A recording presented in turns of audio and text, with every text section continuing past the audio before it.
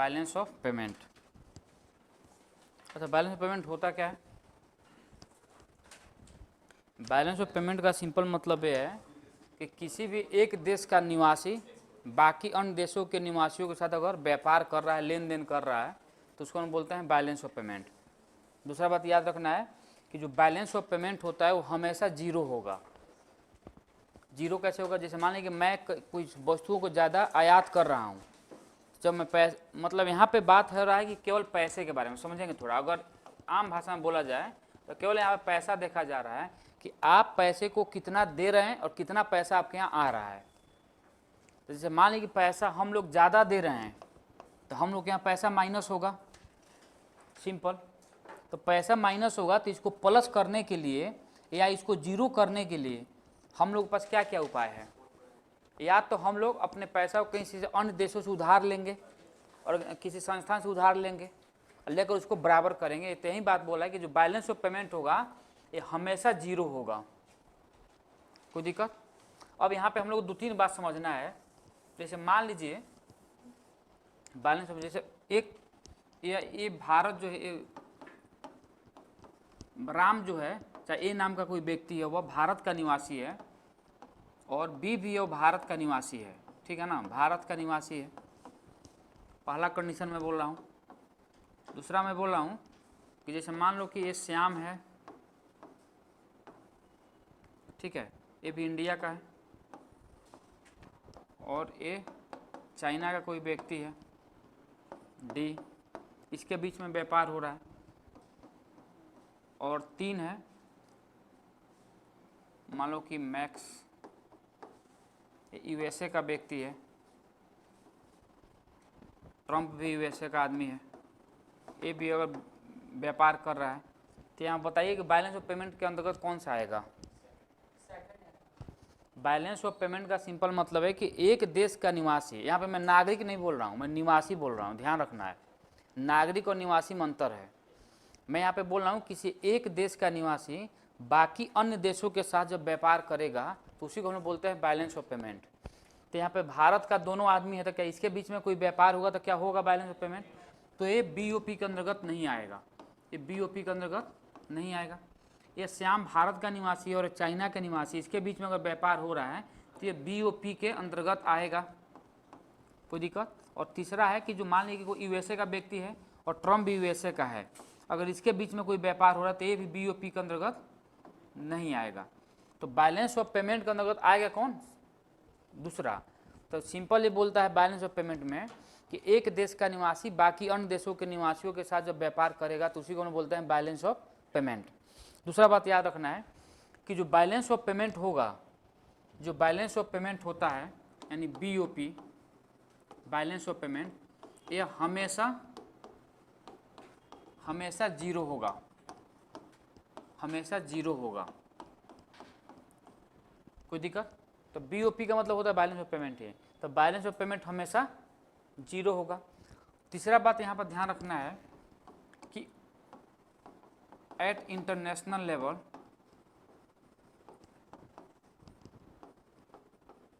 यानी अंतर्राष्ट्रीय स्तर पर जो बैलेंस ऑफ पेमेंट है, तो बैलेंस ऑफ पेमेंट को आईएमएफ मैनेज करती है।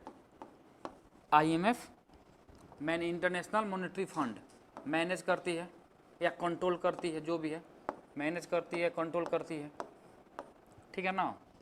और तीसरा पॉइंट हम लोग यहाँ पे याद रखेंगे, at national level, at national level अगर बोलेगा कि बैलेंस ऑफ पेमेंट को कौन कंट्रोल करेगा, तो रेस्पेक्टिव कंट्री का क्या, सेंट्रल बैंक, सेंट्रल बैंक, ठीक है ना, सेंट्रल बैंक। तो यहाँ पर अगर मैं भारत के बारे में बात करूँ तो भारत का जो सेंट्रल बैंक कौन है, तो आरबीआई। तो RBI he balance of payment को कंट्रोल या मैनेज करेगी। क्या ये 2 बात समझ गए आप लोग? 2-3 बात हम लोग को समझना है कि जो बैलेंस ऑफ पेमेंट है, एक तो बात याद रखना कि बैलेंस ऑफ पेमेंट हमेशा जीरो होगा, जब इसको कैलकुलेट करेंगे तो हमेशा जीरो आना चाहिए लास्ट में। दूसरा बात याद रखेंगे बैलेंस ऑफ पेमेंट को बोले कंट्रोल या मैनेज कौन करता है, तो अगर मैं इंटरनेशनल लेवल की बात करूंगा तो बैलेंस ऑफ पेमेंट को IMF international monetary fund control करता है या मैनेज करता है। और अगर मैं नेशनल लेवल पे बात करूंगा, राष्ट्रीय स्तर पे, तो उस देश का निवासी, उस देश का सेंट्रल बैंक, तो भारत की अगर मैं बात करूं तो भारत का सेंट्रल बैंक RBI है। मान लो USA का सेंट्रल बैंक कुछ और होगा तो वहाँ का वो बैंक करेगा।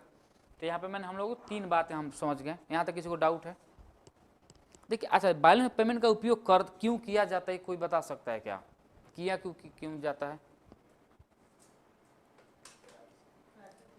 बैलेंस ऑफ पेमेंट से पता चलता है कि देश की स्थिति क्या है, उस देश में क्या स्थिति है, उस देश में वो देश कितना किसी अन्य देशों पर डिपेंड है, आयात ज़्यादा कर रहा है, निर्यात कर रहा है। इसी में हम लोग पढ़ेंगे कि अगर कोई देश में भले कि हम लोग का जो ट्रेड है, हम लोग ट्रेड डेफिसिट में है, लेकिन फिर भी एक होता है कि भाई कंट्रोल रहना, मामला संतुलित मामले में होता है जो अनुकूल प्रभाव डालता है देश पर। कोई देश ऐसा होता है कि जो उसमें ट्रेड में माइनस में है, ट्रेड डेफिसिट में है, लेकिन उस पर प्रतिकूल यानी मतलब नेगेटिव प्रभाव पड़ेगा। तो भारत जो है ट्रेड डेफिसिट में है। ट्रेड डेफिसिट का मतलब है कि हम लोग निर्यात से ज़्यादा आयात करते हैं, उसी को हम बोलते हैं। हम लोग फॉर्मूला देखेंगे आगे, अब इतना ही समझना है कि जब कोई देश निर्यात से ज़्यादा आयात करेगा वस्तुओं का, सेवाओं के बारे में बात नहीं कर मैं कर रहा हूँ केवल वस्तुओं का। वस्तुओं का मतलब होता है कि जिसको लोग मतलब देख सकते हैं, टच कर सकते हैं, समझ में आ रहा है ना? तो जब हम लोग कोई भी देश वस्तुओं का ज़्यादा आयात करेगा और निर्यात नहीं करेगा तो वह देश हमेशा डेफिसिट में रहेगा, यानी घाटे में रहेगा। तो भारत घाटा में तो है, लेकिन भारत पे अनुकूल प्रभाव पड़ता है। वहीं पर अगर मैं बात करूं पाकिस्तान का, तो पाकिस्तान भी घाटे में ही है, लेकिन उस पर प्रतिकूल प्रभाव पड़ता है, क्योंकि हम लोग के यहाँ ट्रेड में भले हम लोग माइनस में हैं, लेकिन सेवाओं में यानी सर्विसेज में हम लोग प्लस में रहते हैं। तो दोनों प्लस माइनस कट के फिर भी हम लोग माइनस में ही हैं कि सेवा उतना लेवल पर नहीं जा पाता है जितना हम लोग किसी अन्य देशों से वस्तुओं को इंपोर्ट करते हैं। क्या इस बात को समझ पा रहे हैं मैं क्या बोल रहा हूँ? समझ में आ रही है चीज़ आप लोगों को? आ रही है? ये थोड़ा टेक्निकल चीज़ें हैं, समझ में आ रहा है ना, तो उसको थोड़ा समझना होगा। तो पहले लिख लेंगे, 2-3 लाइन लिखेंगे पहले बैलेंस ऑफ पेमेंट के बारे में लिखेंगे। जब एक देश का निवासी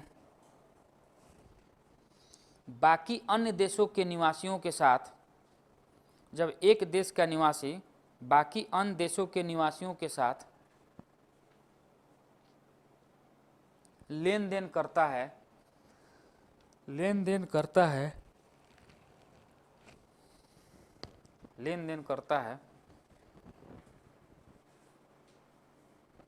तो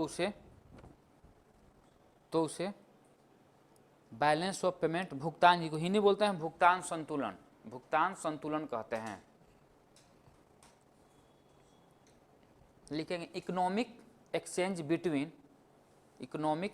एक्सचेंज बिटवीन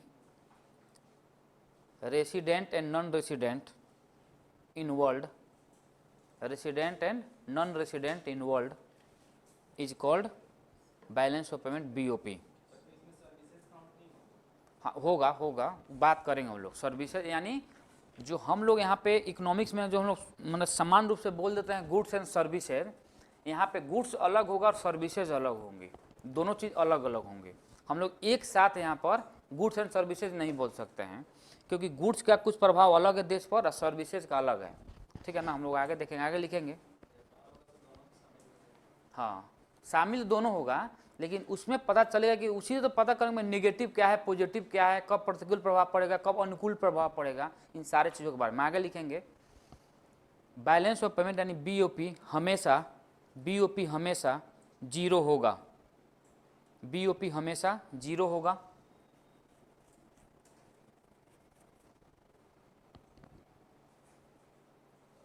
नेक्स्ट वन लिखेंगे अंतर्राष्ट्रीय स्तर पर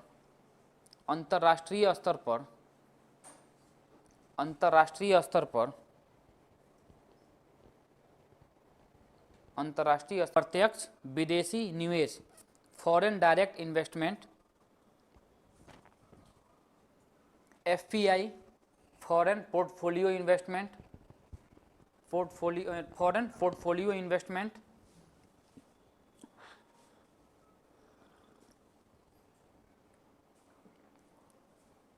विदेशी संपत्ति, विदेशी संपत्ति,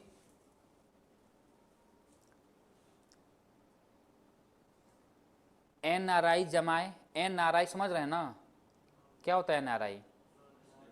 हाँ, नॉन रेसिडेंशियल जो है, तो एनआरआई जमाए इत्यादि।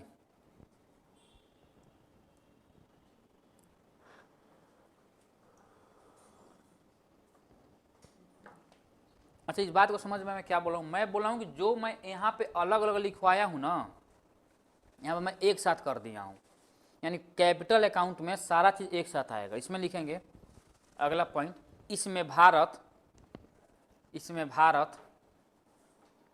लाभ की स्थिति में है, इसमें भारत लाभ की स्थिति में रहेगा ही जब हम लोग को कर्ज ही खाना है, तो इसमें भारत लाभ की स्थिति में है, इसमें भारत लाभ की स्थिति में है। अगला पॉइंट लिखेंगे कि कैपिटल अकाउंट यानी पूंजी खाता एक अर्थव्यवस्था में, नेक्स्ट पॉइंट, पूंजी खाता एक अर्थव्यवस्था में निजी और सार्वजनिक दोनों निवेश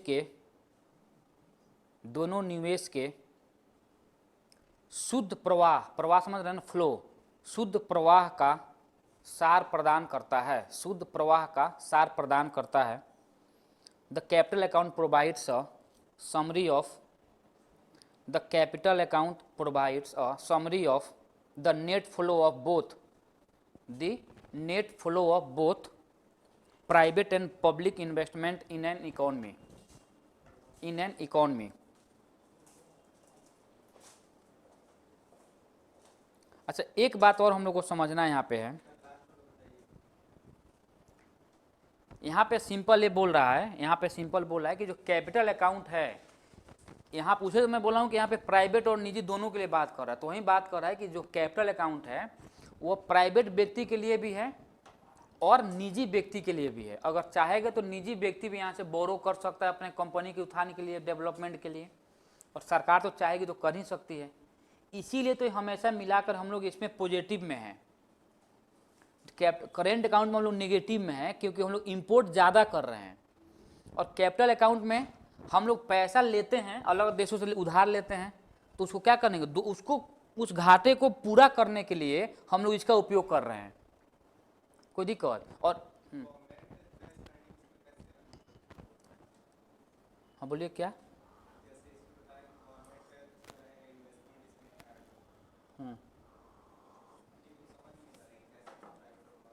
क्या गवर्नमेंट नहीं समझ में, क्या आप बोल क्या रहे हैं? हाँ हाँ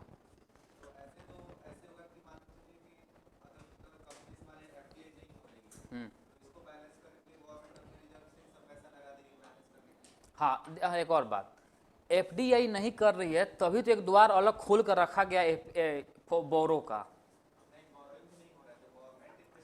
अब देखिए, नहीं देखिए आप बोल रहे हैं कि एक्सेप्शनल केस बता रहे हैं कि अगर ऐसा नहीं हो रहा है तब ऐसा होगा ही होगा। हाँ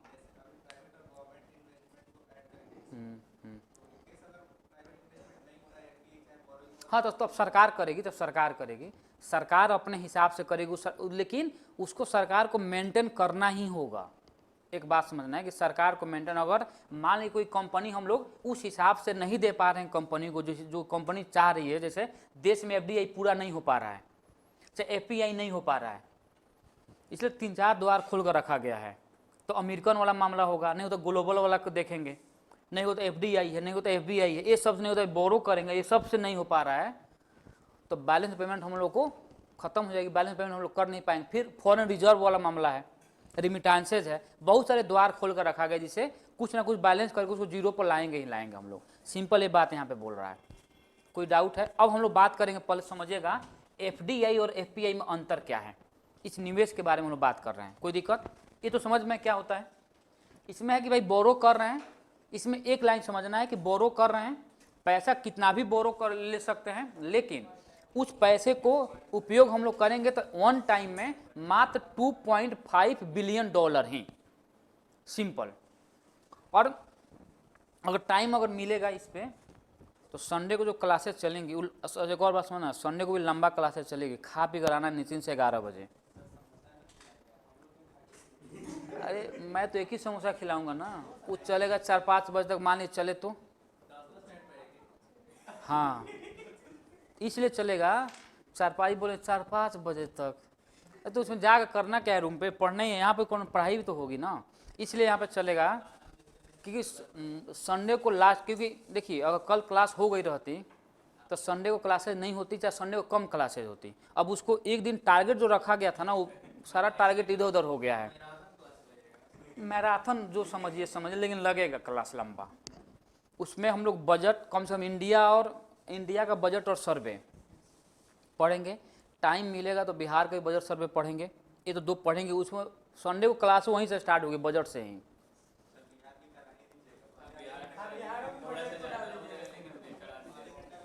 मैं करवा दूंगा, मैं प्रयास करूंगा कि पूरा हो जाए, कोई दिक्कत नहीं है। अगर इनकेस, सुन लीजिए एक और बात सुन लीजिए, रियलिटी है, अगर इनकेस नहीं हो पाए, कुछ बाकी रह गया, चाहे अगर आपको लगे कि भाई उस दिन बाकी ना रह गया, कुछ मुझे बाद में पता चला कुछ डाटा साटा ये सब देना होना होगा, तो उसके बाद तो क्लासेस चलते रहेंगे आप लोगों की, जो भी चलेगी। तो बीच में कभी एक आध दिन एग्जाम से 10-15 दिन पहले, 10 दिन पहले एक दिन मैं क्लास लगवाऊंगा अपना, संडे वनडे को ही।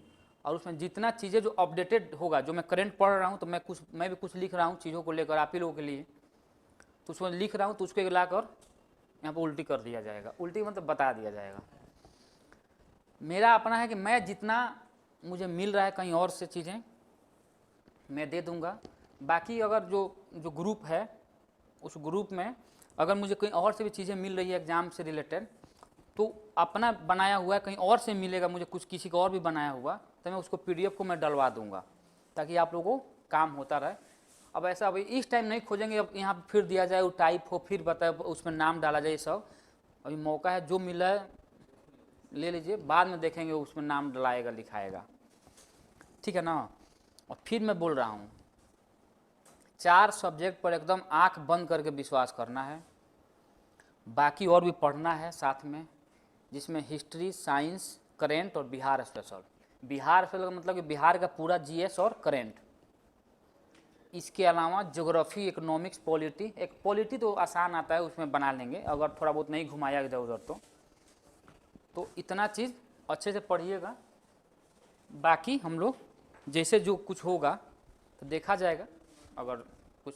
लेकिन अगर जो उसका चेयरमैन जो परसों का अपना स्टेटमेंट दिया है और बताया है, इसमें सोचने वाली बात है, सुन लीजिए, पहले बता रहा हूँ। चेयरमैन कल परसों बताया है कि एग्ज़ाम 2 शिफ्ट में होगा, 2 दिन में, और सारे जिला में क्वेश्चन अलग अलग होंगे। तो एक और समझ लीजिए, अगर ऐसा हो रहा है, इनकेस अगर हो गया, तो समझिए कि इसमें आपको कितनी जानकारी है, आप कितने टैलेंटेड हैं, कोई फ़र्क नहीं पड़ने वाला है। उसके बाद ये होगा, उसमें लगेगा परसेंटाइल हिसाब, जब लगेगा जहाँ पे होगा उसको क्या बोलते हैं, कुछ शब्द बोलते हैं, याद नहीं आ रहा मुझे, नॉर्मलाइजेशन। तो उसमें अगर फंसे तो बहुत सारे लोग, टैलेंटेड लोग बाहर हो सकते हैं, और बहुत सारे लोग जो बकलोलवा सब है वो जा सकते हैं अंदर। रियलिटी यही है। अब इस बात को भले कोई अभी नहीं कि नहीं मैं तो पूरा रट के, कितना भी रट के जाइए, आप अपना रट लेंगे ना। अब मान लीजिए कि आपका उस दिन पेपर आसान आ गया, आप ही के 10 जिला के बगल में टफ क्वेश्चन आ गया, तो दोनों को नॉर्मल करेगा ना, सेम प्लेटफॉर्म पर लाने के लिए क्या करेगा, उसी में फंसता है ज़्यादा। और नॉर्मलाइजेशन में हमेशा उसी लोगों का लॉस होता है जो पढ़ने में बहुत अच्छे हैं। और दूसरा बात, इसमें दे रहा है 1/3 नेगेटिव, जो पिछले बार भी था।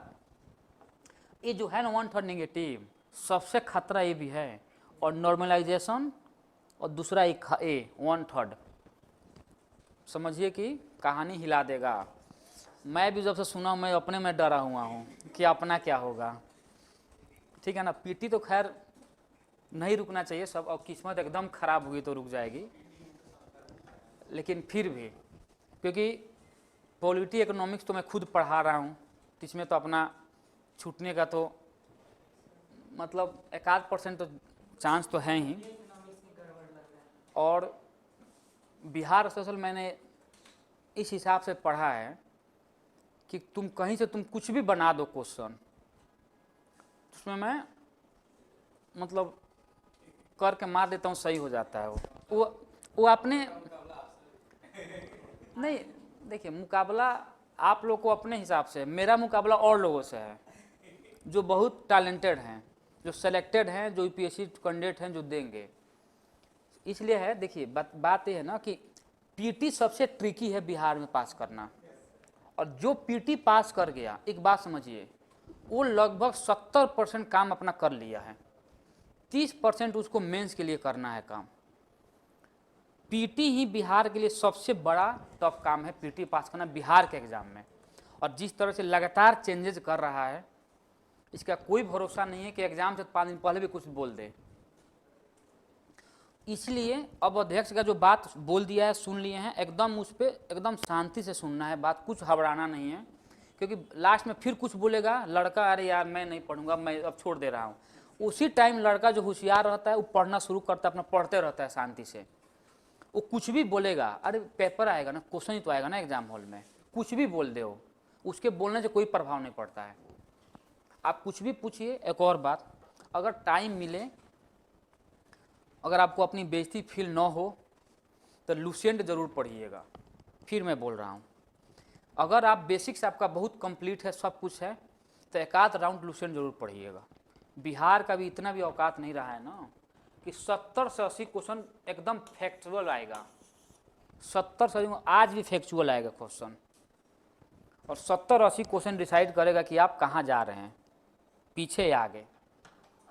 अब लुसेंट पढ़ने में कितने लोगों को बेइज्जती फील होती है, लुसेंट में पढ़ूंगा यार, इतना बीपीएससी पढ़ के इतना बड़ा बड़ा, कोई मतलब नहीं है।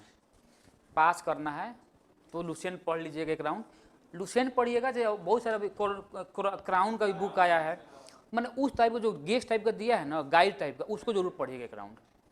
फिर हिस्ट्री के लिए स्पेक्ट्रम एकदम आंख बंद करके, गांधी युग पूरा, उसको तो पढ़ना ही पढ़ना है, गांधी युग को। उसके अलावा जो पढ़ना है पढ़िए, गांधी जरूर पढ़िएगा। मेडाइवल में कम से कम दिल्ली सल्तनत, मौर्यन पीरियड, सॉरी दिल्ली सल्तनत और मुगल एम्पायर, ये 2 जरूर पढ़िएगा। देखिए अब मैं वो चीज़ें बता रहा हूँ यहाँ पे जो इसका पूरा कंप्लीट चीज़ें नहीं हो पा रही है, क्योंकि अब टाइम बहुत कम है। इसमें अब चाहेंगे कि एक एक लाइन में पॉलिटी, हिस्ट्री और इकोनॉमिक्स सारा चीज़ पढ़ूँ तो संभव नहीं है। अब आपको सिलेक्टिव चीज़ें पढ़नी होगी। उस सिलेक्टिव चीज़ में मेडाइवल से 2 ही, दिल्ली सल्तनत पूरा, दिल्ली सल्तनत कहने के लिए छोटा है, बहुत बड़ा है वो। 6 उसमें एम्पायर को पढ़ना है हम लोगों को, 6 का अलग अलग ड्रामा है। बलबन कुछ और बोल कर चल दिया, रजिया सुल्तानी तो कुछ और बोल दी उसमें, फिरोज शाह तुगलक आया तो पागल निकल गया, बहुत सारी चीज़ें उसमें है ना। मुगल एम्पायर, कितना नहर बनवाया, कितना खोदा खोदी किया, सारा चीज़ पढ़ना है, ये सारा चीज़ देखना है। देखिए ये जो है ना, ये हम लोग पढ़ लेंगे इसको। इकोनॉमिक्स जितना आपका होना था उतना मैंने करवा दिया है आप लोगों के लिए। इससे बाहर इकोनॉमिक्स में पूछना, दिन खराब हो तो कुछ भी पूछ देगा। इसीलिए मैंने बेसिक्स पहले पढ़ाया था आप लोगों को, कि मामला अगर खूब फंसाएगा तो बेसिक जरूर, अगर बेसिक्स आपका क्लियर है, अब पता ही नहीं कि भाई फोर्थ सेक्टर में क्या है, और वहाँ पे सवाल पूछे तो कंफ्यूज हो जाएंगे, वो बताया गया है। बजट सर्वे देख लीजिए, करेंट देखना ही है एकदम। एंशियंट में बुद्धिज्म, जैनिज्म, गुप्ता मौर्य 4। अब टाइम नहीं रहा, अब सोर्सेज जरूर पढ़िएगा, सोर्सेज से सवाल लगातार आजकल पूछ रहा है 2-3 टर्म से। तो एंशियंट हिस्ट्री का सोर्सेज क्या है, मेडाइवल का क्या सोर्सेज है, इसको जरूर पढ़िएगा अच्छे से। पॉलिटी में फंडामेंटल, पंचायती राज व्यवस्था, डीपीएसपी, प्रेसिडेंट, संसद, ये सब सारा चीज़। अब बोलेगा सर अब सब तो आप बता ही दिए, पढ़ना होगा। ज्योग्राफी में इंडियन ज्योग्राफी एकदम अच्छे से, इंडियन ज्योग्राफी में ड्रेनेज सिस्टम, पेनिसुला वाला मामला, और ड्रेनेज में भी जो महत्वपूर्ण जो 5-7 नदियाँ हैं, जो बड़ी बड़ी नदियाँ हैं, Ganga river system, Brahmaputra river system, ये सारा चीज़ का ट्रिब्यूटरी जरूर याद रखना है कि लेफ्ट और राइट वाला कौन है। कन्फ्यूजन है, याद नहीं हो पाएगा, लेकिन याद करना है, कोई उपाय नहीं है। फिर मैं बोल रहा हूँ, बाकी रह गया इकोनॉमिक्स, तो काम हो जाएगी, इतना मैंने बता दिया है। साइंस में साइंस एंड टेक पर ज़्यादा ध्यान देना है। साइंस तो पढ़ना ही पढ़ना है, साइंस एंड टेक पर भी ध्यान देना है, उसके लिए करंट काम आएगा। अगर पढ़ पा रहे हैं तो विजन का अगर मिलेगा 7-8 महीने का, केवल साइंस एंड टेक वाला पोर्शन देख लेंगे अच्छे से, क्योंकि बहुत बड़ा बड़ा दिया है उसमें, बहुत लेंदी दिया है। लेकिन आपको सारा नहीं पढ़ना है। वाई इन न्यूज, उसका क्या इम्प्लीकेशन है, बस मैथ्स में पढ़ेंगे कि क्या इम्पैक्ट है, क्या प्रभाव है, क्या पॉजिटिव नेगेटिव, उससे हम लोग कोई, अभी हम लोग मतलब है केवल फैक्ट पर बात करना, इतना चीज़ हो जाएगा। बायोलॉजी में जो एनिमल किंगडम है पूरा अच्छे से पढ़ना है, ठीक है ना, समझ में आ रहा है मैं क्या बोल रहा हूँ ना। केमिस्ट्री में कि मुझे खुद कम आता है केमिस्ट्री, मुझे पता नहीं है, लेकिन उसमें अगर आप देख लेंगे धातु अधातु वाला मामला, अगर एसिड बेस तो एकदम पूछना ही पूछना है, एसिड बेस धातु अधातु वाला सारा चीज़, जो मिश्र आता होता है तो उसको, हाँ वो सब देख लेंगे। फिजिक्स में क्योंकि फिजिक्स पूछ नहीं पा रहा है आजकल, फिजिक्स से ज़्यादा वो साइंस टेक पूछ रहा है घुसा कर उसमें, तो थोड़ा उसको मिला लेंगे आप। बिहार स्पेशल में 2 चीज़ अच्छे से याद रखना है, बिहार का इतिहास और बिहार का ज्योग्राफी, इसके अलावा कुछ नहीं। अब इसका मतलब करंट पढ़ना है, करंट साथ साथ मैं बोल रहा हूँ, इस इनबिल्ट है, करंट साथ साथ चल रहा है। और बजट सर्वे, इतना अगर काम हो जाएगा। मैथ जिसको आता होगा 10 मैथ उसका अपना है, नहीं आता होगा 10 मैथ तो इधर उधर तो कहीं मारो, एक आध लाइन मिल जाए कहीं से तो काम चला। रीजनिंग कहाँ पूछ रहा है, मैथ पूछ, वो रीजनिंग ऐसे पूछा कि मैथ के बराबर ही है, उससे मुझे मैथ नहीं आता है। मुझे मैथ, एक टाइम था कि मैथ में बहुत एक्सपर्ट हुआ करता था, एक टाइम आज है कि मैथ में भूल गया हूँ, तो बन नहीं पाता है। लेकिन मैं 10 में से 3-4 क्वेश्चन ऐसे आते हैं जिसको मैं अपने हिसाब से मार देता हूँ, आंसर सही हो जाता है। 3-4 ऐसे हो जाता है, अगल बगल कोई होशियार बैठा हुआ है तो मैं एग्जाम में बैठने से पहले मैं उससे राय कर लेता हूँ, और भाई कहाँ से हो, ठीक हो, पढ़े हो। मैं नहीं बता देता है ना, पूछने का तरीका भी होना चाहिए ना। मैं पूछा हूँ कहाँ से पढ़े हो पहले, मैं जीएस क्यों पूछूंगा कि तुमको आता है कि नहीं आता है। मैथ क्या तैयारी किए हो, अच्छा मैथ आता है अच्छे से, तो हाँ मैथ आता है, मैं चलो जीएस मेरा मैथ तुम्हारा, तो भाई 4 मैथ मैं पूछूंगा तो 4 ही जीएस बताता हूँ मैं उनको। ऐसा नहीं कि मैं चार बताए मैं 10 बता दिया, वो पास करके मैं फेल करेगा, अच्छा लगेगा। अच्छा उसका रोल नंबर लिख के भी लाता हूँ, ऐसा नहीं वो पास करके मुझे मैं बहुत दुख होगा ना, तो रोल नंबर लिख के लाता हूँ मैं। जनरली ऐसा हुआ नहीं है। एक बार देखिए, इसलिए बिहारियों में मुझे बहुत सख्त नफरत है, सच बता रहा हूँ। एक बार मैंने बता दिया, मैं भी खुद बिहारी हूँ ऐसा नहीं है, एक बार मैंने जीएस में लड़के को 7 क्वेश्चन बता दिया, बोला था मैं 10 में 10 मैथ बता दूंगा, उसने क्या कि 4 मैथ मेरे गलत बता दिया। अच्छा जो मैथ गलत बताया वो मैंने खुद से बनाया हुआ था, समझो कि मेरे बन गया था 2 सवाल। एक है बासु मैथमेटिक्स, बासु सर करके, वो प्रीवियस पिछले 10 सालों का मैथ का पूरा क्वेश्चन बना कर रखा हुआ है यूट्यूब पे, ठीक है ना। तो मैं एग्जाम से जाने से पहले उसी 10 वीडियो को मैं 10 बार देखता हूँ बस, उसके अलावा कुछ नहीं। मैथ में उसी कॉन्सेप्ट में 2-4-5 फंस जाता है तो मैं मार देता हूँ, ठीक है ना। पीडीएफ में लिखेंगे ना बासु सर करके, वो आ जाएगा, चाहे मैंने पीडीएफ क्यों, मैं वीडियो ही देखता हूँ, मैं पीडीएफ सीडीएफ नहीं पढ़ता हूँ, पीडीएफ से मैं नहीं पढ़ पाता हूँ। तो एक लड़का जो मुझे एकदम आ रहा था, मैं वही गलत बता दिया। मैंने बोला 2 बार पूछा कि सही है ना, बोला कि हाँ सही है भाई, सही है सही है भाई। मैं बोला कोई बात नहीं सही है, तो मैंने भी 4 जीएस में गलत बता दिया। हमने चलो अब बताया नहीं, मैं सामने रंगवाया भी, बोला कि उसको रंगो बी को। भाई जब तुम गलत बता रहे हो, अरे हंस रहा था मैथ में, उसका मुझे दुख इस बात बोला, हंस रहा था मैथ बताकर। बोले भाई हम लोग कहाँ से हो जी तुम, ऐसे नहीं बोला कहाँ से हो बे, मैंने भाई करके ऐसे ही बोला। लास्ट में हम लोग 2 दोस्त पढ़े थे एक सेंटर पे, तो मैं तो कॉन्फिडेंस में था कि निकला मारूंगा भी यहीं पर अगर इधर उधर बोलेंगे तो। लेकिन संजोग से उनका नहीं हुआ। मैंने भाई को नंबर भी लिया था, मैं स्मार्ट था लड़का, ऐसा नहीं है। बोला कि मैं पटना में कोई भी दिक्कत होगा भाई बताना, क्यों दिक्कत होगा मुझे कौन सा पटना में यहाँ पे आकर मारा मारी करना है लोगों से। मैं तो पटना में आता हूँ, सच बता रहा हूँ मैं। कोई माने अब जा रहे कोई बोल देगा नहीं दिख रहा है, अब भाई गलती हो गया ठीक है जाइए, क्यों मारेगा सब, बहुत मार पटना में, अभी उसी ने देखेंगे दौड़ा का मार रहा था सब, क्यों मारा मारी करना है, अब उसमें क्यों इतना अपना एटीट्यूड दिखाना है, क्या होगा। मान लीजिए आप मुझे मार देंगे, एक बात समझिए, कहीं गलती से आप मुझे दिख गए कहीं इधर से बाहर, तब दो ही ऑप्शन है, या तो मुझे मारो तो खत्म, बच गए तो तुम खत्म, तीसरा ऑप्शन नहीं है मेरे पास। लेकिन ये सब कर नहीं पाता हूँ मैं बहुत डरपोक आदमी भी हूँ, समझ रहा है ना? दिख रहा है? बोल रहा है कि दिख रहा है कदम। नहीं नहीं, तुम्हारी इतना डरपोक नहीं हूं मैं, तुम ज्यादा हो। तुम तो बिना गलती किए जब इतना डर रहे हो। देखिए, इन्वेस्टमेंट में क्या समझना हम लोग को, दो चीजें। एक हम लोग को समझना है एफपीआई, एफपीआई, और दूसरा होता है एफडीआई। और एग्जाम में फिर मैं बोल रहा हूं, पूछना किसी से नहीं है, जब तक उस लड़के पर विश्वास ना हो आपको, या जो भी लड़की है, अगर विश्वास ना हो, ट्रस्ट ना हो, उस पर नहीं पूछिए। और अगर उसको जांचना है तो ऐसे सवाल पूछिए जो आपको आता हो, उसके बाद पूछिए कि बता रहा है सही कि नहीं। क्योंकि लड़के जानबूझकर नहीं बताते हैं कि यार बता, कोई फेल पास कर गया तो होता है ना ऐसे। तो थोड़ा पूछ के एक आध राउंड देख लेना है पहले ही कि राउंड इसका सही जा रहा है कि नहीं। केबीसी में माने केबीसी में लड़का जीत गया 22 साल का 16 करोड़ रुपया, पता है कि नहीं? 22 साल का यूपीएससी एस्पायरेंट है, दिल्ली में रहता है, जाकर जीत गया 14 करोड़। ना ना ना ना, 1 करोड़ से जा, ना ना, 14 करोड़ में पढ़ा था, 1 करोड़ नहीं तो 7 तो 4 करोड़ जीता होगा, जो भी हो, लेकिन देखिए तो कितना जीता है, 1 करोड़। अच्छा चलिए, मैंने 1 करोड़ भी जीता कम है। 1 करोड़ रुपया मानी 30% अपना वो दे देगा टैक्स के रूप में, तो 30% टैक्स दे दिया, 70 लाख रुपया वो कमा लिया 22 साल के एज में।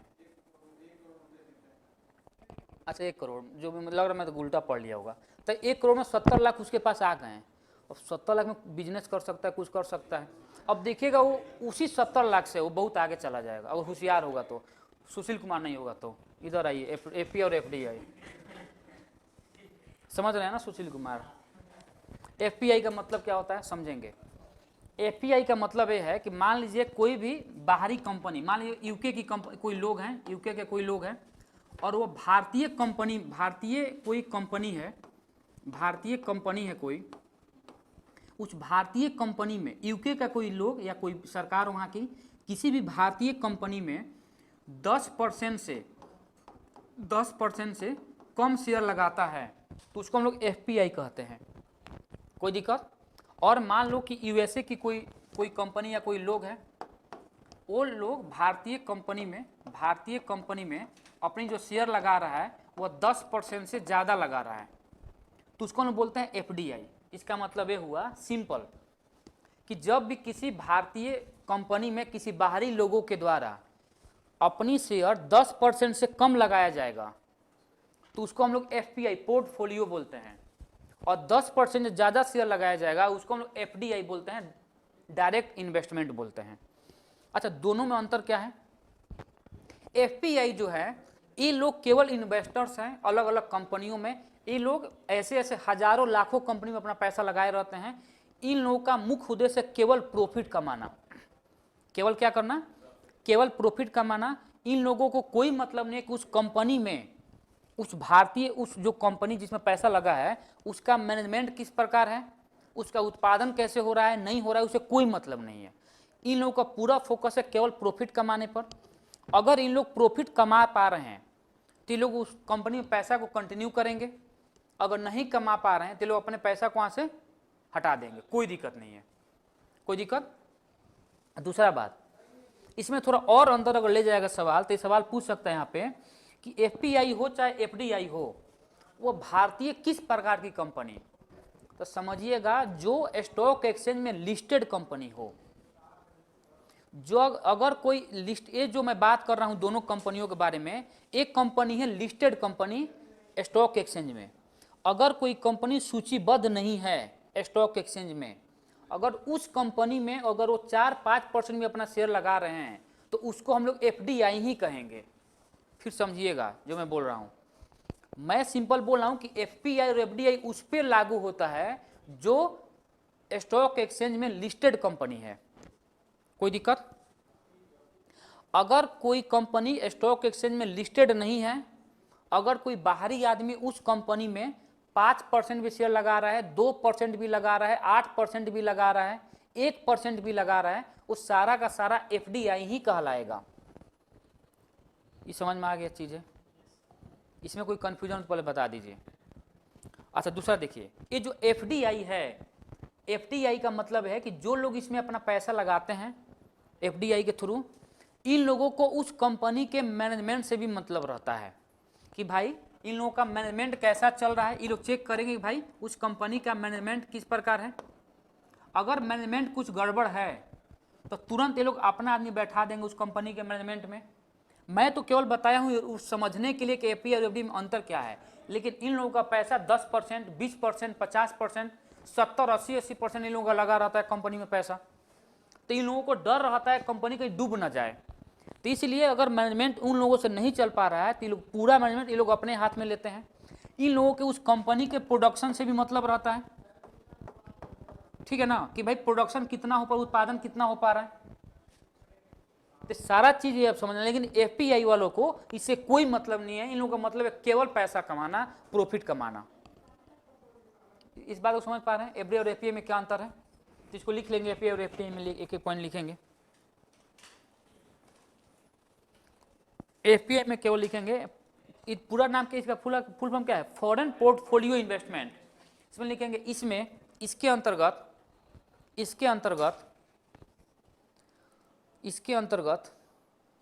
अगर कोई भारतीय कंपनी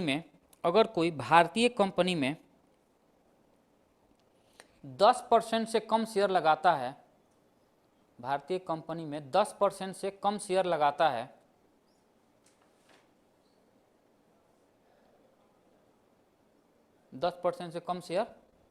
है, तो उसको हम लोग पोर्टफोलियो बोलते हैं, यानी एफपीआई कहते हैं। अच्छा, हिंदी भी इसका वही होता है, फॉरेन पोर्टफोलियो निवेश, एफपीआई कहते हैं। इसी में लिखेंगे एफपीआई में, इनको केवल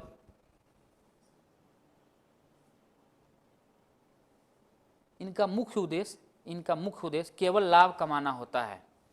इनका मुख्य उद्देश्य केवल लाभ कमाना होता है।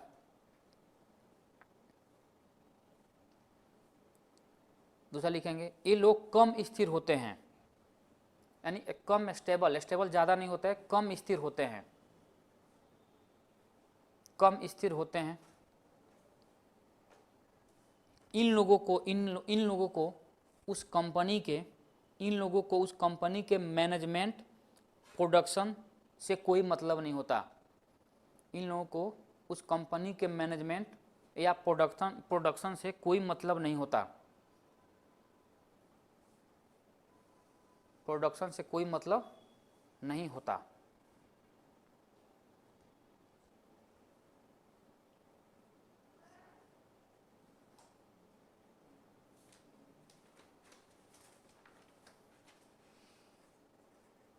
हो गया।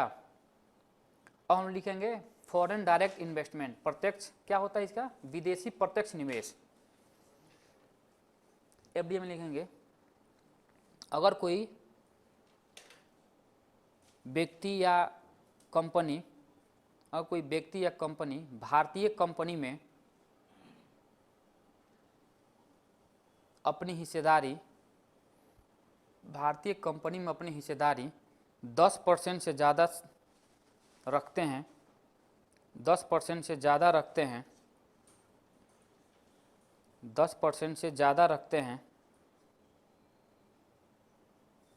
तो उसे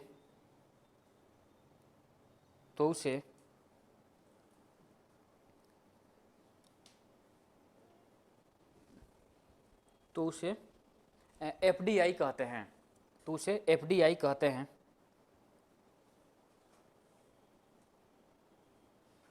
अगला लिखेंगे,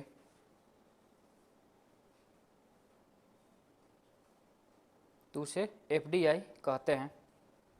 दूसरा लिखेंगे, ये लोग मोर स्टेबल होते हैं, यानी ज़्यादा स्थिर होते हैं। ये लोग मोर स्टेबल होते हैं।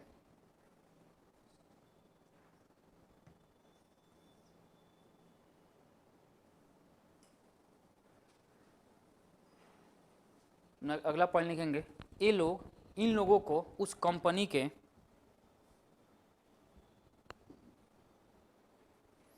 इन लोग उस कंपनी के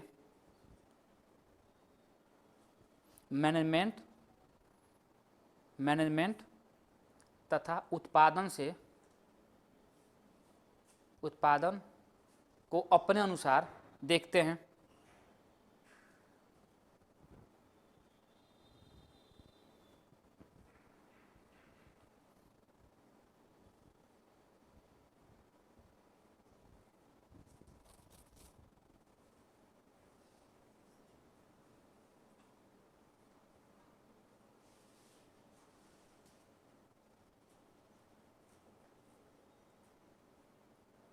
ठीक है, अब यहाँ पर हम लोग समझ गए कि इन्वेस्टमेंट क्या होता है, एफडीआई और एफपीआई होता क्या है। अब हम लोग दो बात समझेंगे। एक तो हम लोग समझेंगे एडीआर। हाँ, मतलब मैं इसलिए यहाँ पर नहीं बताया हूँ, सिंपल समझना है कि अगर ये मैं बताया हूँ आम चीज़ों के लिए, लेकिन मैं यहाँ पे बता रहा हूँ कि एफडीआई का मतलब होता है, जो एफडीआई इधर है कि ये जो सूचीबद्ध कंपनी, उसके लिए दोनों रूल लाया गया है। जो स्टॉक एक्सचेंज में लिस्टेड कंपनी है, अगर कोई उस स्टॉक एक्सचेंज में लिस्टेड कंपनी नहीं है, अगर उसमें कोई अपना शेयर लगा रहा है, वो 1% लगाए या 50% लगाए, वो एफडीआई के अंतर्गत ही आता है। ठीक है ना। लेकिन यह मैंने बात कर रहा हूँ सूचीबद्ध कंपनी के बारे में, इसलिए मैंने थोड़ा इसको ज़्यादा बाइफर्केट नहीं करके बताया, मैंने जनरली बता दिया चीज़ों को, कोई दिक्कत। अब अगला है एडीआर। एडीआर का मतलब होता है अमेरिकन डिपोजिटरी रिसिप्ट। इसका मतलब क्या समझिएगा, जो अमेरिकन जो एडीआर है, थोड़ा समझेंगे, ये तो स्पेशली अमेरिका के लिए लाया गया है। ठीक है ना। तो अमेरिकन जो डिपोजिटरी रिसिप्ट है, इसका सिंपल मतलब ये होता है कि एक प्रकार से, जैसे मान लीजिए कि अमेरिका में हम लोग को पैसा को लगाना है, अमेरिका में किसी कंपनी में हम लोग को पैसा लगाना है, तो दो बात है, अगर हम लोग पैसा वहाँ पे लगाएंगे, अमेरिका में लगाना है पैसा हम लोग को, तो हम लोग का पैसा रुपीज़ में है, वो जाएगा वहाँ पे, फिर उसको कन्वर्ट किया जाएगा यूएस डॉलर में, फिर वह उस कंपनी में लगाया जाएगा। तो यहाँ पे बोला है कि एडीआर एक ऐसा रिसिप्ट है जो एक प्रकार से फाइनेंस के रूप में काम करता है, और यह एक मतलब लोगों को प्लेटफॉर्म देता है कि भाई आप अलाउ करता है कि भाई आप आइए और भारतीय अमेरिकन कंपनी में आप इन्वेस्ट कीजिए। तो उसी को आम भाषा में यहाँ पर एडीआर बोल दिया गया है, अमेरिकन डिपोजिटरी रिसिप्ट में। कोई दिक्कत? तो यहाँ पर एक बार लाइन लिख लेंगे, उसके बाद में हम लोग समझते हैं। एडीआर में लिखेंगे American depository receipt is a negotiable security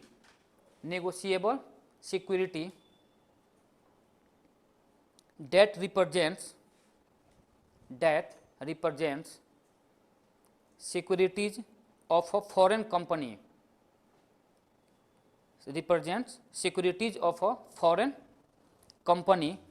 and allows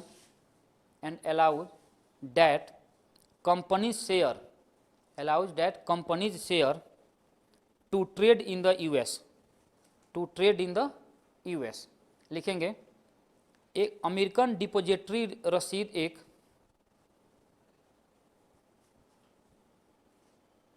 negotiable को क्या बोलते हैं हिंदी में? रसीद एक समझौता ना, नहीं यहाँ पे समझौता नहीं। अच्छा, लिख लेंगे अमेरिकन डिपोजिटरी रसीद एक सुरक्षा है जो एक विदेशी कंपनी की प्रतिभूतियों का प्रतिनिधित्व करती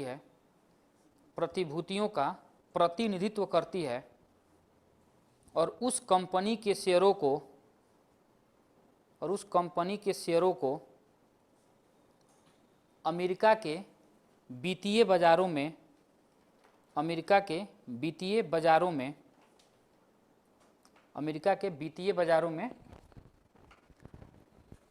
उसको क्या बोलेंगे, व्यापार करने की सहमति देती है। अच्छा, इसमें दिया है क्या जी, उसमें एडीआर जीडीआर उसमें दिया है, उसमें कुछ क्वेश्चन दिया होगा जरूर यूपीएससी का, देखिए तो थोड़ा कि चीज़ें क्या हम लोग समझ लाइए। तो इधर थोड़ा एक बार बुक इधर घटना चक्र वाला है ना, लाइए इधर एक बार। हाँ तो कोई बात नहीं, 16 में सवाल पूछा है, 13 में मुझे याद है सवाल पूछा है जो। तो मैं बस ये देखना चाह रहा हूँ कि जो चीज़ें यहाँ पे चल रही है क्या कुछ माहौल बन पा रहा है या नहीं बन पा रहा है। भारत सरकार विदेशी व्यापार नीति संबंधित है, नहीं, चलिए तो छोड़िए, नहीं बनेगा। अच्छा देखिए एक बात समझिए इधर, अंतर्राष्ट्रीय व्यापार में किस देश की अधिकतम हिस्सेदारी है। अब यहाँ पे अभी अमेरिका आंसर था लेकिन अभी चाइना हो जाएगा, सबसे ज़्यादा है वो। मैं वो नहीं खोज रहा हूँ, मैं खोज रहा हूँ जो भी मैंने पढ़ाया बैलेंस ऑफ पेमेंट का एकदम सामान्य भाषा में। हाँ देखिए एक सवाल दिया है, ये तो पूछा है, जो सवाल वो पूछा है राजस्थान में, पूछ रहा है कि भारत के व्यापार संतुलन के बारे में कौन सा कथन सही है। अभी मैंने क्या बताया कि 1978, 79 और 80 में हम लोग क्या थे, पॉजिटिव में थे। वही बात थोड़ा फैक्चुअल सवाल से पूछ दिया है कि व्यापार, भारत का व्यापार संतुलन 49-50 से 2015-16 तक की संपूर्ण अवधि के लिए धनात्मक था। क्या था धनात्मक? धनात्मक का मतलब पॉजिटिव, पॉजिटिव था ही नहीं, तो पहला ऑप्शन हट गया। दूसरा बोला कि इतना ही तुम, ठीक है, ये भी गलत है, बी भी गलत है।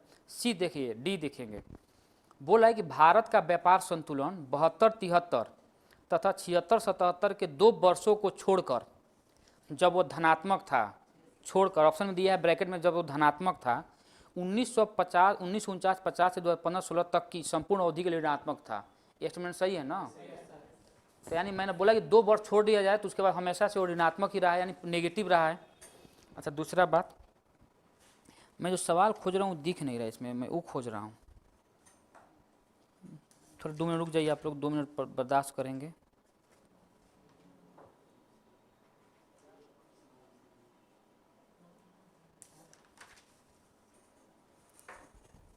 इसमें नहीं दिया है क्या यार?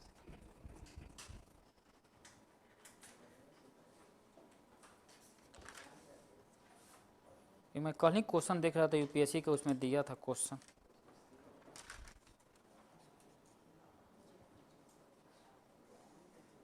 अच्छा दिख नहीं रहा इसमें, आप लोग देख लेंगे एक बार। चाहे मैं क्वेश्चन नहीं हो रहा है ना, संडे को थोड़ा लाकर एक बार दिखवा दूंगा, दिखा दूंगा क्या है नहीं है। इसमें चैप्टर वाइज दिया है ना जी।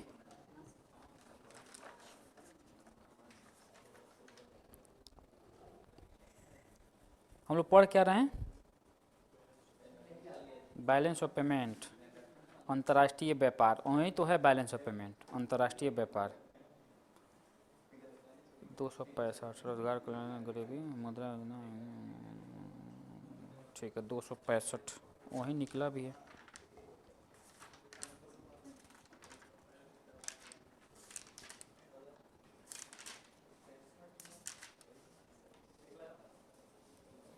ठीक है ठीक है ठीक है ठीक है।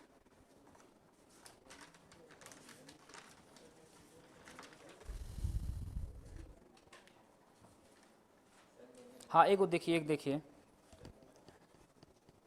बोला कि विदेशी व्यापार का भुगतान संबंधित है। सवाल है विदेशी भुगतान व्यापार का भुगतान संबंधित है आयात के गुणों से, विदेशी व्यापार से, भुगतान संतुलन से, निर्यात के गुणों से। तो विदेशी व्यापार जब आएगा तो भुगतान संतुलन, बैलेंस ऑफ पेमेंट ही होगा, ठीक है ना। मैं वो खोज रहा हूँ जो सवाल मैंने कल देखा था, इसमें दे क्यों नहीं रहा है सवाल। 2013 में सवाल पूछा यूपीएससी में। ना घटना चौक तो एकदम देगा, और सब देगा चाहे नहीं देगा।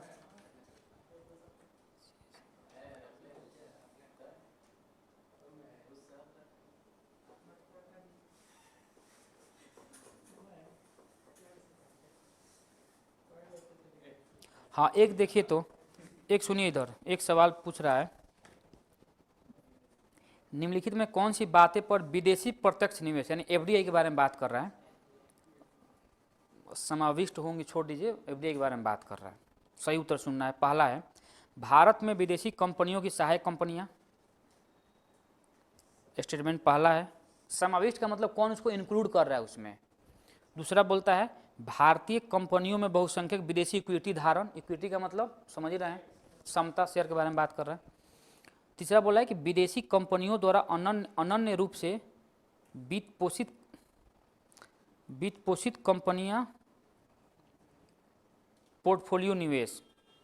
तो पहली बात तो समझिए, अगर मान लीजिए सवाल नहीं आ रहा है तो पोर्टफोलियो तो एफडीआई से अलग है, तो चौथा ऑप्शन तो हटेगा। तो चौथा ऑप्शन हट रहा है ना, तो एक ही आंसर बच रहा है जो हो रहा है डी। तो कुछ चीज़ें ऐसे भी आंसर निकालना होता है कि अगर ऐसे नहीं समझ में आ रहा है तब, क्योंकि हिंदी मुझे भी नहीं समझ में आ रहा था, इसीलिए मैंने छोड़ दिया।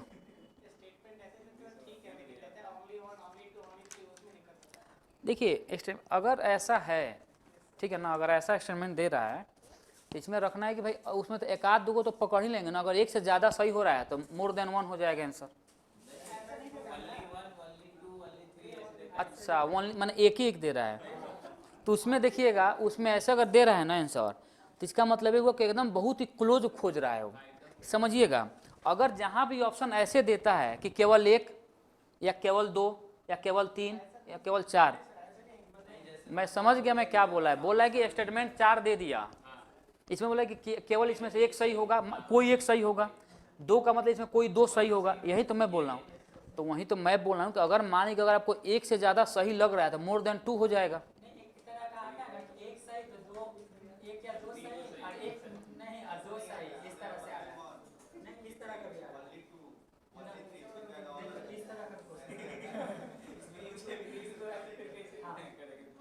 तो उसमें एकदम आपको पता होना चाहिए।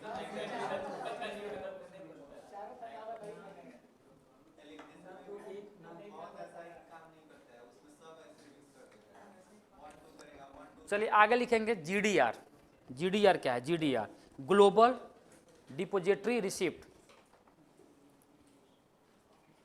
लिखेंगे जीडीआर, जीडीआर आर, जीडीआर का मतलब लिखेंगे are A R E are. GDR are shares of a single foreign company, share of a single foreign company issued in more than one country, more than one country as a part of GDR program, as a part of GDR program।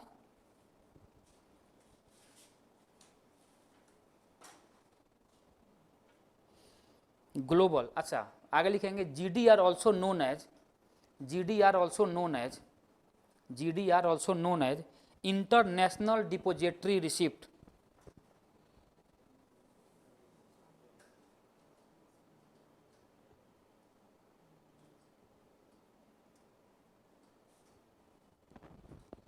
अच्छा इसका मतलब क्या हुआ, थोड़ा समझेंगे।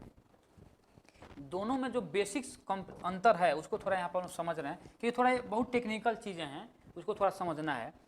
ADR और GDR होता क्या, समझेंगे। जीडीआर, एडीआर जो है ना, एडीआर यह ओनली अमेरिका के लिए बात करता है, यह केवल अमेरिका के लिए बात करता है। और जीडीआर है वह अमेरिका के अलावा बाकी अन्य देशों, खासकर यूरोप के बारे में बात कर रहा है, कुछ यूरोपियन कंट्री और हांगकांग के बारे में ज़्यादा बात करता है। इसीलिए जीडीआर को हम लोग बात करते हैं इंटरनेशनल बोलते हैं। जीडीआर हो या इंटरनेशनल हो, बात बराबर है, कोई दिक्कत। अच्छा दोनों का काम एक ही है कि भाई अगर अमेरिकन कंपनी में अगर आप इन्वेस्ट करना चाहते हैं तो आप इसके थ्रू जाएंगे, सिंपल। अमेरिका के अलावा किसी अन्य कंपनी मतलब देशों कंपनी में आप पैसा को लगाना चाहते हैं तो आप इसके थ्रू जाएंगे, जीडीआर के थ्रू। अच्छा दूसरा बात, जो मैं बात कहूँ एफडीआई और एफपीआई, क्योंकि अंतर वहाँ पे कंफ्यूजन है, थोड़ा समझेंगे। यहाँ पे तो चीज़ें समझ में आ रही है, एफडीआई होता क्या है, यानी 10% ज़्यादा शेयर होगा।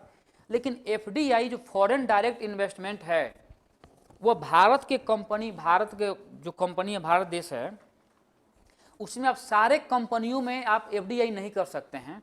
सरकार उसको कुछ चीज़ों में रिस्ट्रिक्शन लगा कर रखी है। जैसे मान लीजिए कि टोबैको कंपनी है तो उसमें 0% एफडीआई है। 0% एफडीआई का मतलब सिंपल ये होता है कि कोई भी बाहरी कंपनी भारत के टोबैको कंपनी में अपना शेयर नहीं खरीद सकती है, क्योंकि खतरा है देश को। हो सकता है कि बाहरी कंपनी आए, कुछ में ऐसा कुछ मिला दे ताकि नौ युवक से जो भी लोग उसका लत खराब हो जाए और देश बर्बाद हो सकता है।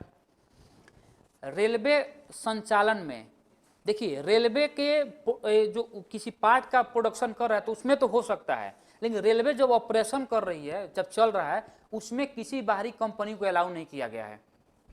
गैमलिंग वाला जो मामला है, वेटिंग गैमलिंग जब सारा चीज, इसमें बाहरी कंपनियों को एकदम रोक है। अभी पता है कि नहीं, अभी 2 दिन पहले का न्यूज, एक लड़का है, यंग लड़का है, मतलब हाँ 96 लाख रुपए उस पर कर्ज है। जेई का जो 98% उसका आया था। बोला कि मेरे घर वाले मेरी बातें नहीं कर रहे, ना मेरे बाप बात कर रहा है, ना मेरी मम्मी बात कर रही है। तो कहाँ से बात करेगा भाई? क्या जो तुमको 96 लाख रुपये कर्ज लेने का? तुम तो उल्टा टांग के मारना चाहिए पहले। है कर्ज देता नहीं दिया जाता है। मानिए खेल रहा है भाई, चलो दे देंगे, ऐसे तो बढ़ गया। और दूसरा बात यह है, थोड़ा घर से ही पैसा, मजबूत आदमी होगा, ऐसा नहीं है। अगर इतना कोई क्षमता है तो कुछ सोचा ही होगा कि मेरा हिस्सा मिलेगा, बेच दूंगा। दूसरा बात देखिए, लत खराब कब होता है? लत खराब तब होगा कि जब आपको किसी में लगा प्रॉफिट होने, उनको प्रॉफिट हुआ होगा शुरू में, अब प्रॉफिट और लॉस होना शुरू हुआ होगा। अब उस लॉस को भरपाई करने के चक्कर में अब हो जाएगा, ले लिए, अब वो मरेंगे। बहुत अगर समान स्थिति नहीं रहा तो उनको मरना ही होगा, कि घर वाले तो मुझे नहीं लगे देंगे छान में, वो तो मतलब काटेगा सब घर वाला उनको। समझ रहे? 1 करोड़ रुपया कहाँ से लोग देगा भाई? और देखने से भी लग रहा है कि भाई क्या तुम क्या जो खेलने का, तुम मजबूत भी नहीं हो कि तुम थोड़ा बहुत इधर उधर करके पैसा। ये भी हो सकता है कि कोई जिस तरह चल रहा है कोई उसको सपोर्ट वपोर्ट कर दे, जिससे लिया गया है उस पर कुछ मामला को बैठा उठा कर और प्रशासन समझा बुझा कर सेटल करे। नहीं तो सुनने में आएगा कि बहुत जल्द भाई साहब कहीं चले गए पढ़ाई लिखाई करने, ITI करने, IIT करने, लिखेंगे इसमें FDI में। अब समझेंगे मैं क्या बोल रहा हूँ।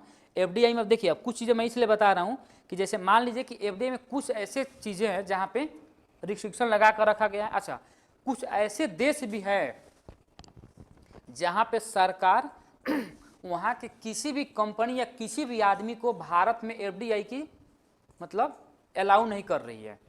जैसे पाकिस्तान तो अपना प्रथम ही होगा, चाइना भी होगा। चाइना पर 100% रोक है। देखिए अब इसका हम थोड़े कि चाइना इसमें इन्वेस्ट नहीं कर रही है, कर रही है।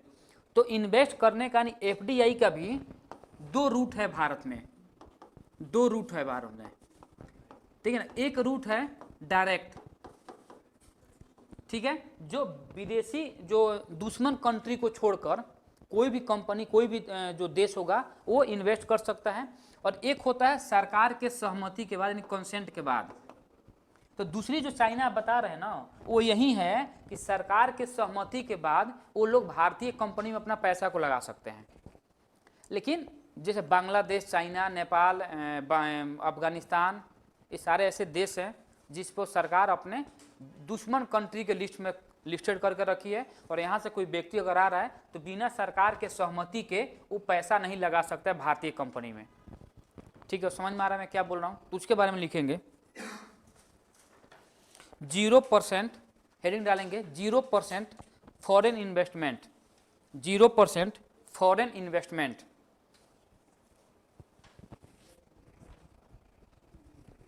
तो लिखेंगे foreign investment is prohibited, foreign investment यानी विदेशी निवेश, foreign investment prohibited in dash mark लिखेंगे एटॉमिक एनर्जी। ये सब कंपनी के बारे में बात कर रहा हूँ। Atomic energy, atomic energy Hindi में क्या बोलते हैं? जो भी लिखना है लिख लेंगे। एटॉमिक एनर्जी,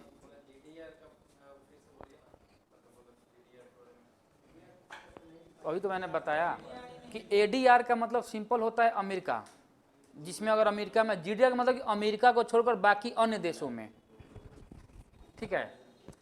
तो मैंने क्या बोला है? Atomic energy. दूसरा लिखेंगे tobacco production, tobacco production, railway operation. फिर समझेंगे, अगर वहां पे सवाल पूछ रहा है कि रेलवे हाँ मैन्युफैक्चरिंग में उसमें रोक नहीं है, रेलवे संचालन में है रोक। समझ में आ रहा है ना कि उसी में तो मामला लोग बैठ जा रहा है, उड़ गया ट्रेन, तो वहाँ पर खतरा ज़्यादा है। तो रेलवे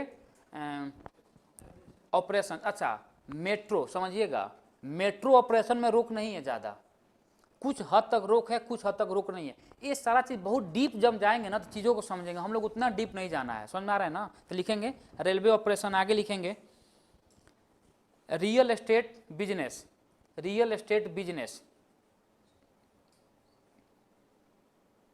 फार्म हाउसेज, नेक्स्ट लिखेंगे फार्म हाउसेज, चीट फंड,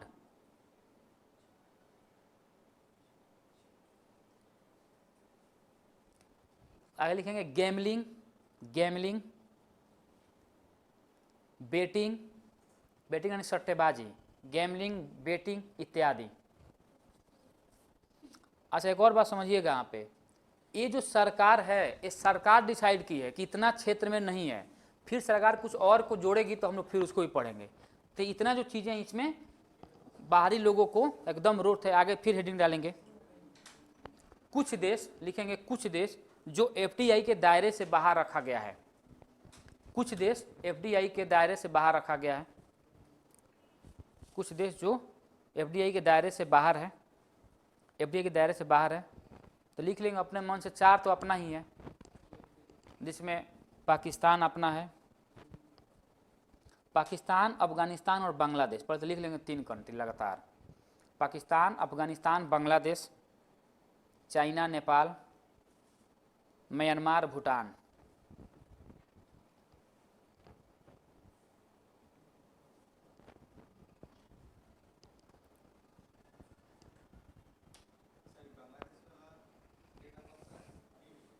नहीं ये तो जब हम लोग संविधान पढ़ाया होगा जो, उसमें उन्होंने बताए होंगे वहाँ पर भी, जब सिटीजनशिप पढ़ाए होंगे, नागरिकता, क्योंकि 71 में तो बांग्लादेश का जन्म ही हुआ है, 71-72 में।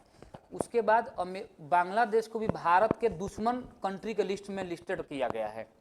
और वहाँ से कोई देश अगर आदमी आ रहा है और यहाँ पे नागरिकता प्राप्त करने, सिंपल समझे नागरिकता प्राप्त करने के लिए, तो उसको भी इतना जल्दी आसानी से नागरिकता नहीं मिलेगा, क्योंकि अभी मामला जो चल रहा था बांग्लादेश में, बहुत सारे लोगों को यहाँ पे पलायन हुआ।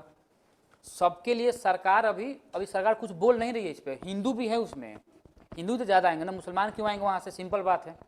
तो वहाँ पर भी रोक है। तो नागरिकता का मामला हो चाहे एफडीआई, क्योंकि वहाँ पे खतरा है, क्योंकि भले कुछ भी हो बांग्लादेश से, बांग्लादेश हम लोग कुछ कर नहीं पाएगा, पहली बात ये है। लेकिन फिर भी डर तो है ना।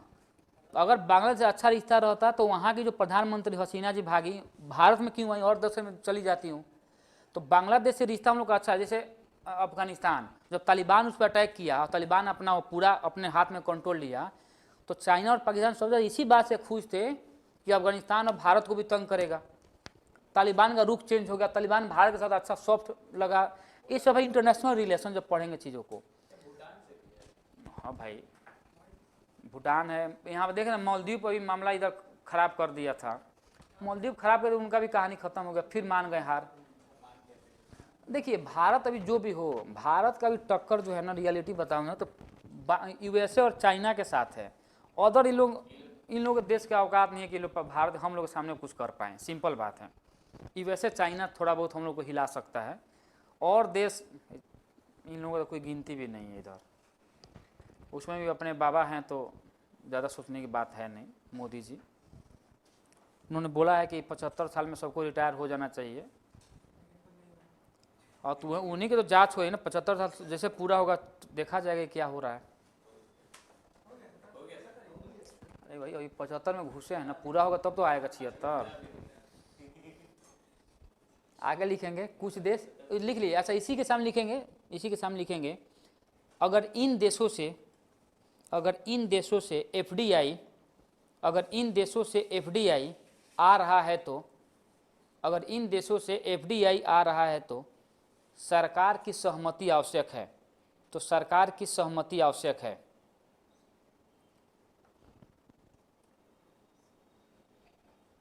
सरकार की सहमति आवश्यक है।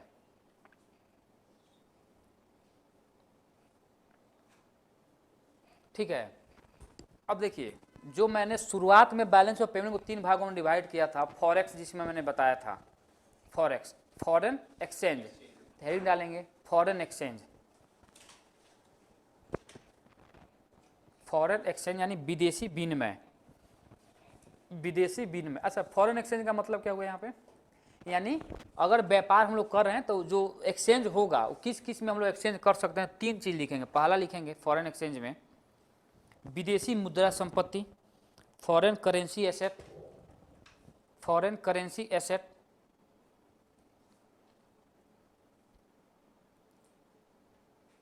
दूसरा लिखेंगे गोल्ड, और तीसरा लिखेंगे special drawing rights, SDR, special drawing rights. अच्छा, स्पेशल ड्राइंग राइट्स क्या होता है? आए?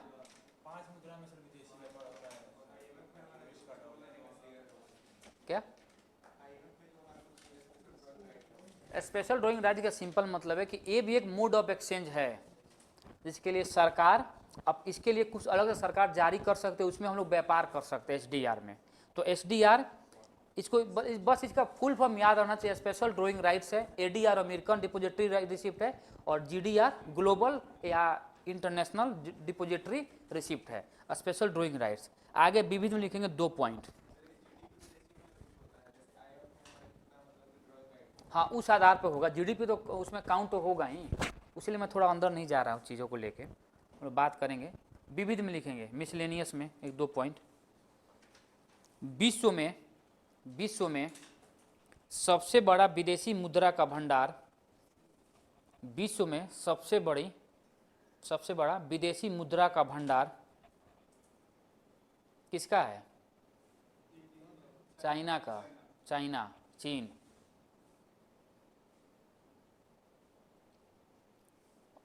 दूसरा लिखेंगे भारत में FDI के रूट, भारत में FDI के रास्ते या रूट जो भी है।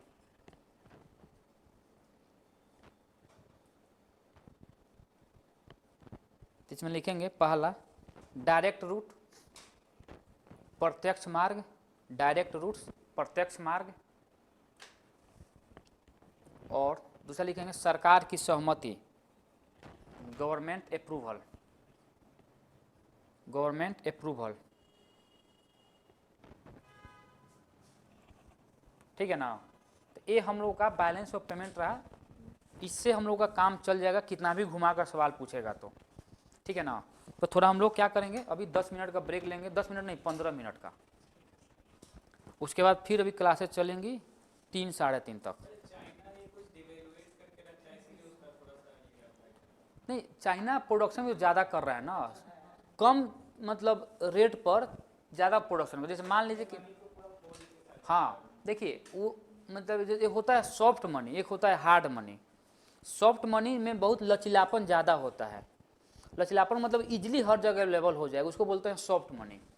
तो जो भी कोई अगर कोई देश विकसित की ओर जा रही है या विकसित अर्थव्यवस्था बनने के आधार पर बनेगी, तो उसका सबसे बड़ा कारण है कि वह सॉफ्ट मनी को अपनाएगी, जिससे उसका हर जगह अपने पैसे को मतलब फ्लो करवा सके लोग। उस जैसे USA आज सबसे मजबूत कैसे बन गया, USA जो सबसे बड़ा मजबूत बना, इसके पीछे कारण ये है कि शुरुआत में अपने डॉलर को हर जगह फ्लो करवाया, लोगों को पहले उसे यूज टू करवाया, लोगों को फायदा होने लगा, फिर रोकना शुरू किया। इसीलिए पूरे वर्ल्ड में जो अमेरिका के बारे में बात बने कि भाई इस देश का GDP इतना है उतना है, हमेशा US डॉलर में कैलकुलेट किया जाता है कि सबसे मजबूत। अच्छा, उससे मजबूत और भी पैसे हैं, केवल US डॉलर मजबूत, उससे भी ज़्यादा मजबूत है, लेकिन एक्सेप्टेंस देखते हैं कहाँ कहाँ है। तो US डॉलर का एक्सेप्टेंस हर देश में है, हर कंट्री में है। कोई दिक्कत समझने में? तो चलिए थोड़ा हम लोग बैठते हैं और फिर चलेगा कहानी।